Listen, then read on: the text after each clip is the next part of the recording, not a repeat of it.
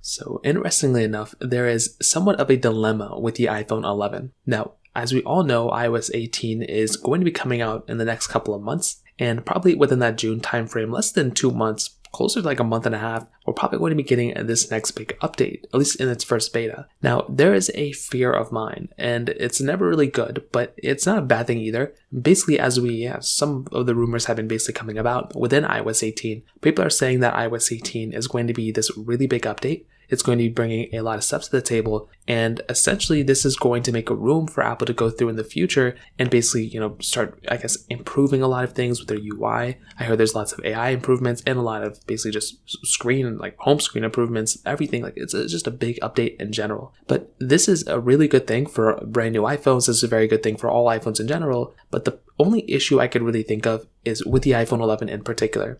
So as we all know, the iPhone XR, XS, XS Max may or may not get this update. So if this iPhone gets this update, then that's going to be just for the iPhone XR and XS Max as well. But if the iPhone 11s get this update, this is probably going to be one of the last updates, if not the last update, that this particular iPhone is going to be getting. So if you kind of think about it like that, when we make sure and we combine that this iPhone is going to be getting, it's one of the last big updates this iPhone's going to get. It's also going to be, a massive update. This is going to be a very, very concerning thing for these particular iPhones, because if it's the last big update this iPhone is going to be getting, Apple has to make sure this update is as stable as possible. Because the last thing we want to have happen is the legacy of the iPhone 11 to be remembered as one of those iPhones that basically, when it first came out, it was great, but then it just got demolished within updates that Apple pushed out. And that is something that I don't want to experience. That is going to be one of the biggest problems you may, see with this particular iPhone. And that is something I do not want to, experience at all with these particular devices. So we saw this before with some iPhones before, with the iPhone 4S back in the day. I think the iPhone 6 ended off good. I think the iPhone 6S ended off good. So,